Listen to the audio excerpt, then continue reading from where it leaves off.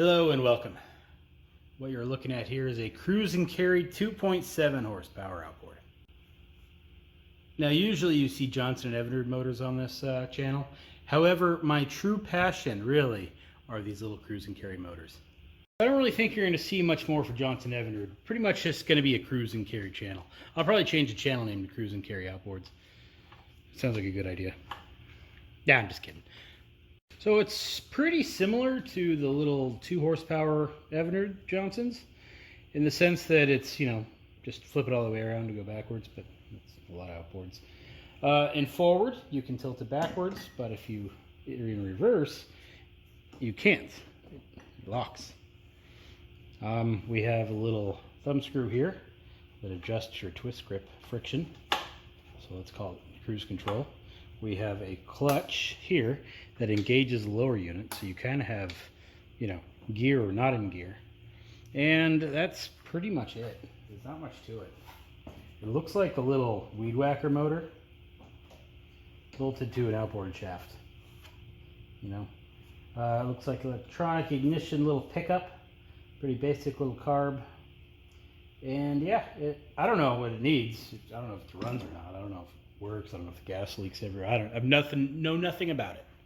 There was this auction a year or two ago, decently local, and I was bidding on a 70 horse, but they also had this thing for sale. Oh, it actually doesn't go all the way around. You can't just sit there and flip it around like you can a Johnny Rude because of its exhaust tube here. Well, anyway. So yeah, I saw it in an auction and I was like, well, that's kind of neat. The auction's weird. They do a pre-sale, so you can go on the interwebs and you can bid on it beforehand. And then the day of the actual auction, if nobody bids on it, then the person that won the online auction actually wins the item. But I think they want to see how much they might make before they go, so they want to do an online auction.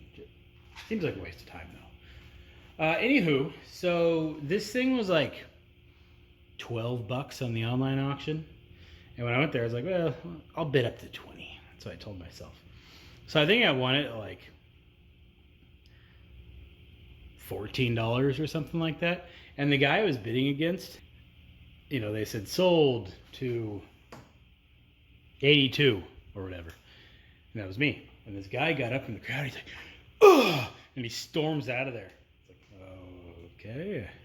So I guess he was who I was bidding against, but he wasn't about to pay past $20 for this thing.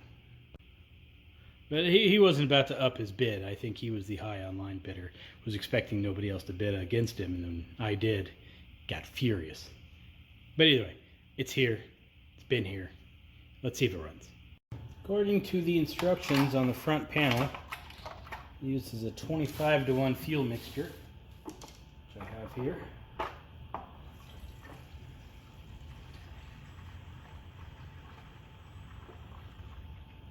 should do it. Alright, not leaking out yet. Let's turn the fuel valve on. Fuel is flowing. Not pouring out of the carburetor yet. So, according to the instructions, open vent, done. Open fuel valve, done. Oh, close choke. Hold throttle at half speed, so choke is on close. Throttle, half speed. Pull starter rope not further than red mark. Engage clutch at idle only, 4,000 RPM. I don't know if this thing actually idles at 4,000 RPM. That's crazy. So it doesn't really fit on my little holder here, but good enough.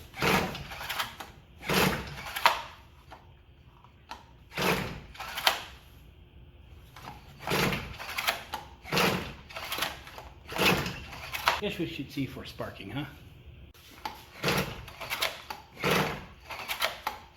Alright, so we are not sparking. Disconnect the stop switch. We are still not sparking. So engines actually kind of like spark. So when they're sparking, spark plugs fire. Yep, ain't nothing coming out of there. Okay, I got the screen capture software going here.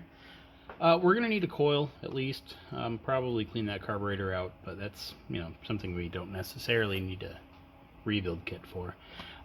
I've collected a list of vendors and websites and places where you can buy new replacement cruise and carry parts. So I got that right here. And if you notice, it's blank. Reason being, can't buy parts for these things. They just don't exist. They stopped making them, you know, 30 something years ago. And it was just a small, cheap import motor at the time. It's kind of like those Chinese quads. Most of them you cannot go buy replacement parts for, and they're kind of worthless once they break. These cruise and carries are no different. If you wanted to fix up one of these old relics as just kind of a hobby to have a running old antique of an outboard, I completely understand and support you. Parts are going to be an issue. Seems like most of the recommendations on how to get a new coil would be compare other coils from other weed whackers until you find one that comes close to fitting. Okay, yeah, easy enough.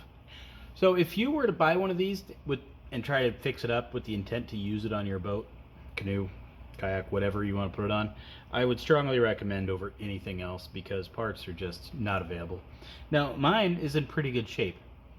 You know, if some miracle you found a coil, it'd probably run fine for a little while. But again, finding that coil is just not going to happen. You're not getting a new one, it's going to be a used one. So, here would be my my thought to this. I can hop on here over to the Amazon and I can get one of these little weed whacker based engines for a couple $100. Now, quality, it's probably on par with the cruise and carry, to be honest, but I mean, it's still a weed whacker with a propeller. You know, you're not gonna last forever. Now, these used to be much cheaper. You used to be able to get one of these things for, you know, $100 something, but now they're about $200, $200 to $300. Anyway, so if you wanted a weed whacker based motor for your actual use, I would get one of these cheap ones on Amazon or eBay or somewhere. I don't know if I would buy the cruise and carry with the intention to try to fix it up and use it. That's it for now. Fun little outboard. Probably never going to do anything with it, but figured I'd share. See y'all later.